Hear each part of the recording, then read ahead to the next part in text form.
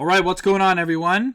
I'm here with a highly anticipated storytime video. Now, I don't plan to do many story times on this channel. It's just since I've not been streaming or uploading, I just figured, I'll tie you guys over with a story time. Now, Saga, you might remember Saga from some of the past streams. Here's a picture of his face, his full name, his phone number, his address, where he goes to school. I'm just going to add this in post. I'm just going to put it all up on the screen. So I told him this story a long time ago, and he's been begging me ever since, I think like almost a year ago, to put it on the channel. So without further ado, here it is. This is the time I had Negative Rizz. I know that sounds cringe, but you'll understand in a second. So this story time takes place in grade 8. In grade 8, I was in band. So I was in the band, and I was a drummer in the band. Now, there were two drummers. It was me and this other kid who I was friends with. We'll just call him Anthony. So me and Anthony, oh, this is going to be hard using different names. Me and Anthony were the two drummers in class. Now, he was a lot better than I was. I'm just going to be honest. I didn't have a drum set to practice on at home. He did. So he was better. Let's just say he was better. I knew how to play the drums, but he was definitely better. He knew how to read the music better. I didn't really even know how to read the music. But he wasn't in band. So he was in my music class, but he wasn't in the band. But my music teacher loved him. She always wanted to be in the band, but he wasn't in the band. So he couldn't participate in band activities, which one of the activities, or I guess not activities, but performances we had to do was at the end of grade 8, near the end of the school year. This is during summer, so yeah, it would have been at the end of the school year.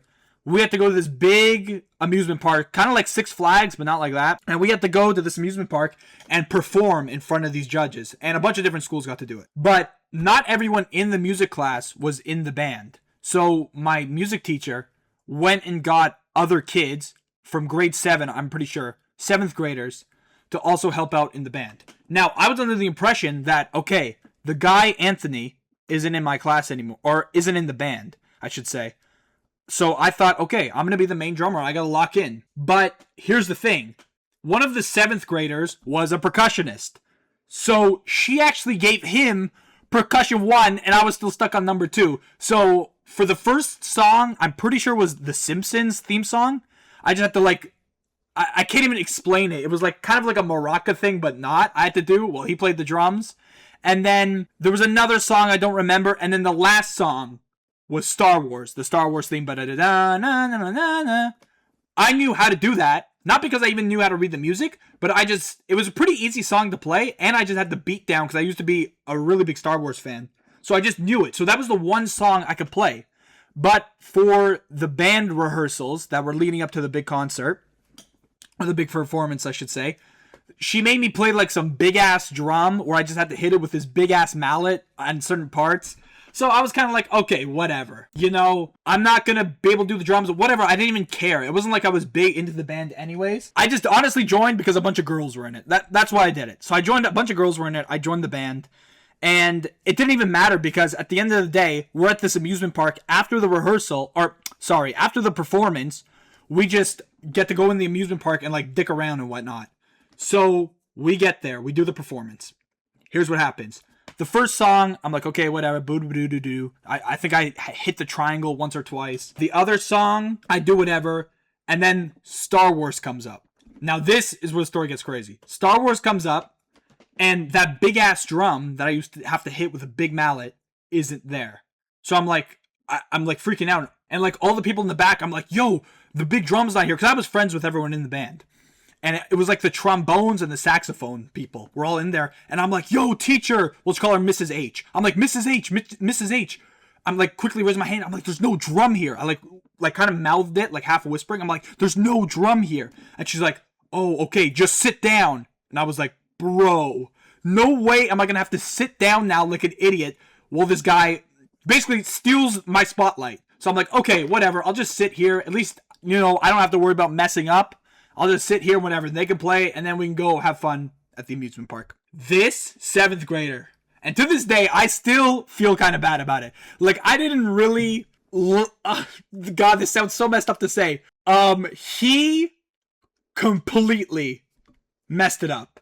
Like, it wasn't even close. So offbeat. It was so obvious. And it was just like, oh my god, I'm just cringing now thinking about it. Once we finished, he kind of like had that look, like he knows he messed up. He like had that look on his face. And he looked at the teacher. The teacher looked at him and kind of made that like face where it's like, she, you know, puts her lips together. Like, you know that emoji? I'll throw it up on screen with like this emoji. And she kind of looked at him like that and just shook her head. And then everyone else in the band look at him and they're just like, oh my god. And they're all shaking their heads. And a certain part of me felt bad. But another part of me was like, you know what? I would have been good at that song. I would have succeeded in playing that song. So I felt kind of vindicated. And honestly, at that time, grade 8 me, I would have been like 11, 12, 13 maybe. I don't know. 11 or 12 probably. I felt pretty damn vindicated. I felt pretty damn good. So anyways, the performance is over. Now we get to enjoy the amusement park. So my group that I'm with is me, my friend, we'll just call him David. Me, David, and 7 girls. And I'm gonna be honest, I feel like the man. I'm like, you know what? I just got vindicated. I'm hanging out with my friend and these girls. I'm like, yeah, I'm pretty cool. And again, this is so cringe to say because I was 12 years old, guys. So 12-year-old me thought this was so cool. I'm at an amusement park. I just got vindicated. And I'm hanging out with these girls. So 12-year-old me thought this was so cool. So since I was like, thought I was this big shot, I went and I'm like, you know what, everyone? Since we're all getting food, because at this point everyone was hungry, everyone was buying food. They were buying like a bag of chips, maybe a pizza slice or something. I went to the pizza place because they had a pizza place inside that amusement park, and I bought a whole extra large big ass pizza, and it was so expensive. I remember it was like $25 for an extra large pizza, which maybe that's normal, but I remember it was just like so pricey. Maybe that's normal now. I don't know. I don't order a lot of pizza, but I got this extra large pizza. Everyone was eating it. Everyone had a slice. I might have bought 2. No. I only bought 1 pizza. Everyone was eating it. I was eating a slice. Everyone was coming over, taking a slice. I was like, yeah, I'm the best. We went on the rides. Oh my god, the rides were so fun. It was just like all these roller coasters and stuff. And it was really fun. It was a really, really good day. But you may be wondering, well, Cap, this story is called Negative Rizz Storytime, which is such a cringe name, by the way. But that's what Saga wanted me to name it, so I'm naming it that. You're like, okay, but this doesn't make any sense. What does this have to do with the title of the video? Well, I'll tell you. Now, this amusement park, my mom, I don't know why I said that, bought me and my brother and her a season's pass. It was like a family season's pass. So we used to go there all the time. And there was this game I was really, really, really, really good at. And if you guys have been to an amusement park, you probably know what it is. It's one of those games where you're behind a table with water guns, and you got to shoot the gun, and you got to shoot the water at the target, and then first one to fill up their meter wins a prize. So I was so good at it because I was always playing it. There was also one that was like always had an advantage for some reason, would just fill up faster. So I was just so good at it. And this day at the amusement park, they had these big Pokemon stuffies. And the only reason I remembered to tell this story was because I was cleaning my basement the other day and I actually found these stuffies there. But anyways, we went on all the rides, and towards the end, and it was like $10 per play, by the way. Towards the end, I'm like, okay, you know what? I'm going to go win some prizes. Because every time I would go there, I would always try to win some prizes. And they had Pokemon. I liked Pokemon. So I'm like, okay, here we go. You know what? I'm going to win some Pokemon. It's just I got vindicated. I hung out with chicks and went on rides all day. I bought everyone food. Everyone's like dapping me up. Everyone's hyping me up. I'm like, okay, you know what? I'm going to go win these Pokemon stuffies because I really liked Pokemon at the time. There was 3 stuffies there. There was a Charmander one, a Bulbasaur one, and a Squirtle one. But you know me. I can't just pick, oh, you know what? I really like Squirtle. Oh, I really like Charizard. I was like, or Charmander. I was like, okay, you know what? I'm going to win all 3. So, because I was feeling it this day. So I'm like, okay, you know what? I'm going to go there. I'm going to win all 3. And guess what?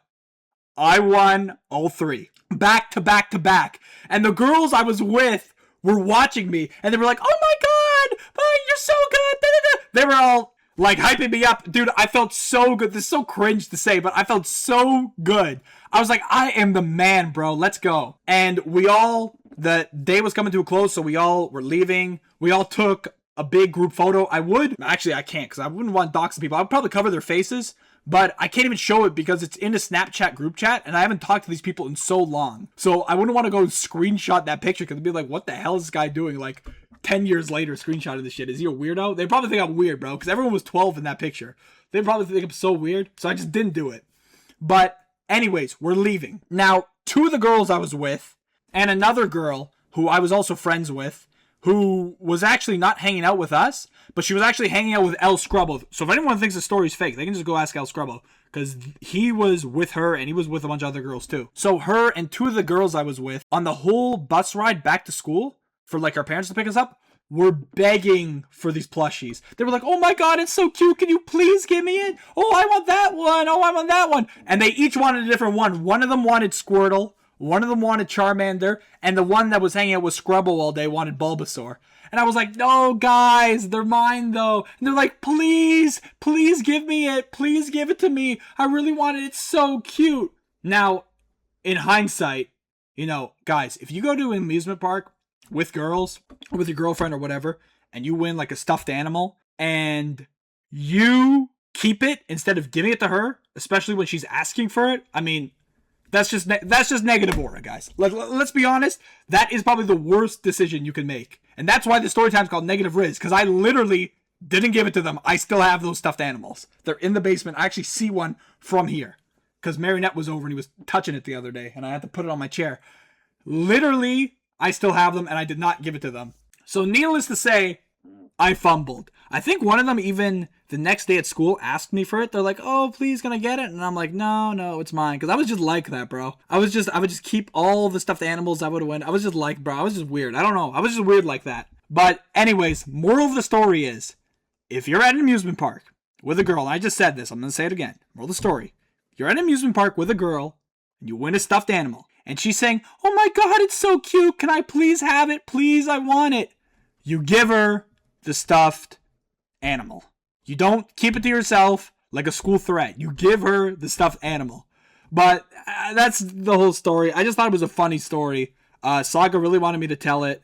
And there you go. So if you like the story, you know, we'll see if I'm going to do story times in the future. Comment if you guys want some more story times. And yeah, thanks, you know, for watching. And I'll see you all later. Peace.